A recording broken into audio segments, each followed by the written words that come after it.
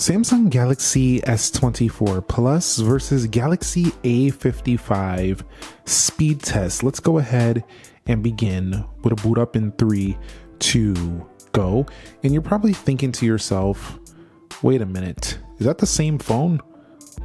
They look so similar, but they actually have quite a few differences. Some people have been saying, what's the point of even getting one of these Plus models or one of these Premium S models if the A line is starting to look exactly the same? There's a lot of reasons.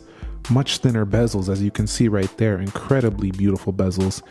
Also, no AI features. Thick bezels here on the A55, much slower CPU, and while it does have a good amount of RAM, it just doesn't match the Galaxy S24 Plus and that whole premium experience. You can just kind of see like they just look at the bezels, like that's obvious right there for sure. But S24 Plus boots up a lot faster. All right, so let's go ahead and do the biometrics. Now this one is actually pretty interesting because the face unlock on here is actually much snappier on the Plus model, and the fingerprint is also able to be unlocked much quicker and much more accurately. So that's another reason why you would want to go with the premium model if it's something you were considering over the budget model, A55, A35, whatever. And you'll see, look at this. So like the fingerprint misses more, and look at that. That was super delayed right there. This doesn't always happen, but once you get used to it, you got to hold it longer. It just doesn't have that snappy accuracy that we find on S24 Plus. In addition, you see how long it took to unlock with my face, and that punch hole is much larger as well than something like the S24 Plus, which is a much smaller punch hole camera. So there are definitely some disparities and major differences, even if it might not look on the surface from the back of the phone that is that different. All right, so one of the areas I've been very impressed with the One UI is just kind of the general experience running through the software. So the general UX and stuff like that. You'll see it doesn't matter which one you're on here. They both have a very smooth operating system now. Even on the budget phone, on the A series, even scrolling through these, it's about the same. So running through the whole software, very nice. Samsung is getting more consistency across their line of phones here now, and this could be a reason why, if you're just a general user, when I say general user, it means you're probably not looking for high-end features. You just need a phone and you like Samsung phones. You probably will be good with an A series, but if you want to go a little bit more performance oriented, it's still a little bit better on the Galaxy A or on the Galaxy S line. Now, the Galaxy S line will also get more software updates more frequently, but you can see we're on the One UI 6.1 over there, and then over here, let's go ahead and find settings. We'll scroll down. We're also on the One UI 6.1. I find that the S line tends to get software updates a little faster and pushed out quicker than the A line though. All right guys, so everything is closed out for both phones. We're gonna go ahead and go into weather here on both. That's faster on the left. We're gonna head up out of here and we're gonna go into calculator. Faster on the left. We'll go into Play Store. Faster on the left here. Once again, for the Galaxy S line, we'll go into Groupon. Oh, you can't compare these phones. Says who? I know you're not telling me I can't compare these phones, because I bought both of them. So yes, I can compare them. I don't care if it doesn't logically make sense. I do this for fun. I do this for entertainment purposes, whether you like it or not. Let's go into Instagram. Don't worry, guys. We're putting the haters down. We're letting them know you do not run things around here. So let's go ahead and scroll out. Let's go into eBay. Let me back it out just a little bit. Pretty close there. We're gonna go into Amazon. And if you're the one seeing this little weird reflection thing, I noticed on these phones with more PWM, they tend to show this. The Super AMOLED, this like weird reflection right there. You see like all this like rainbowing effect on the camera. Only the camera can see that. You can't see that in real life. But these newer displays on the S24 Plus and Ultra have been much better than these displays of the past.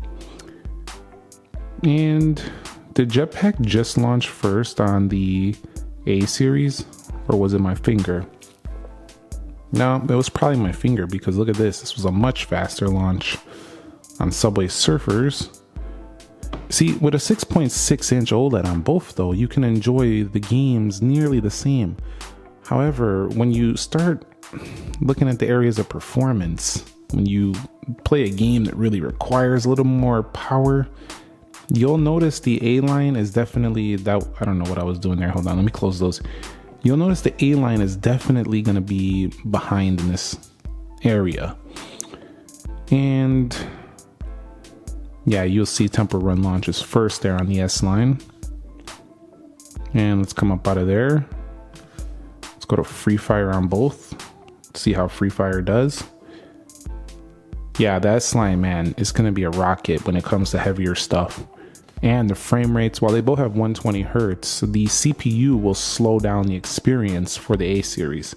It's going to dead trigger even if you have a 120 hertz. So Samsung actually does the opposite of what Apple does. Apple puts a really powerful CPU with no 120 hertz on their base model iPhones. So the performance is still really good even if they have a 60 hertz, whereas Samsung puts a really weak CPU on the A line. I mean, when I say really weak, I mean weak compared to flagship. They're not weak, like they can run the phones fine, but they're going to be hampered when you play a heavier game on like an A line, even if it has a 120 hertz panel. But scrolling and reading in general use, I would still prefer the A series over like a 60 hertz iPhone, just because it's smoother in that respect. You can see the PUBG loaded pretty similar on both of these phones. I think it might have been the A line actually, I'm not sure. Let's go into 3D Mark and faster on the left. Let's go into Geekbench 6, faster on the left, and Speed Test Net, faster on the left. So now the S24 Plus taken out. Hold on. Oh yeah, that's another thing. You see how I just missed that? The touch response also seems more snappy on the S24 Plus. So overall, I find that the generally opening applications, the A-line keeps up okay with this S24 Plus, but you see when we got into games and you seen overall, it just generally had a faster feel to it, a snappier launch, and overall just a faster performance. So yes, while it looks the same, generally it has thicker bezels, slower consistency and app speed. You can definitely tell there's a difference here. It's, even though on the surface, most people look at these two and be like, that's the same phone. But when you start digging deeper, you can see it's not. So let's go ahead and do some RAM. Now I did this against the iPhone 15 Pro Max and I was incredibly impressed. And so far it looks really good here. Once again, on the S24 Plus, again, good lock enhancements allow me to avoid that double swipe, which is really good. We'll go into Amazon, Instagram, Twitter, Groupon. This thing moves along so snappy, even snappier than the iPhone. This thing is beautiful. You seen that? Basically flawless on the RAM management. All right, let's take a look at the ATown now. We're gonna go over here, and so far, not bad. This is not bad at all. Again, I have an 8 gig of RAM phone here. We did a little swipe action right there. I have an 8 gig of RAM phone on the, you see though, okay, here goes a reload. We did that one already. Let's do Hill Climb. You can see Hill Climb, these apps just don't have that smooth look that we seen on the S24 Plus. They just kind of generally feel a little jankier. They reload slower. That was a total reload here again. This, I don't know what it is here, but it's probably, it needs more RAM. I would probably have to try the 12 gig version. It could be that, it could just be the CPU, but generally it can hold quite a few apps, but not all of them. And while it doesn't look very horrible, it definitely was much slower than the basically flawless performance you see in there on the S24 Plus. So this Geekbench test tells me all I need to know. Now, I finished this test first on here. It was done like 5 minutes before this phone. Twice as fast is pretty relevant to what I was seeing. This phone finished with double the score in the single and double the score in the multi-core. It literally makes perfect sense.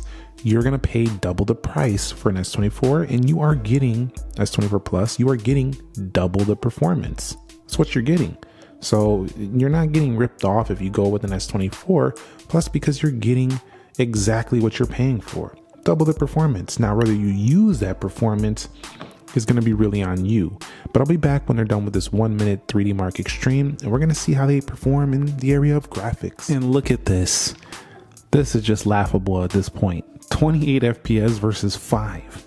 Overall score 4692 versus 891. Now that's more than double. That's like 3 or 4 times better, which is insane, to say the least. You would be getting nearly like 70% better performance according to this test should you go with an S24 Plus over A55.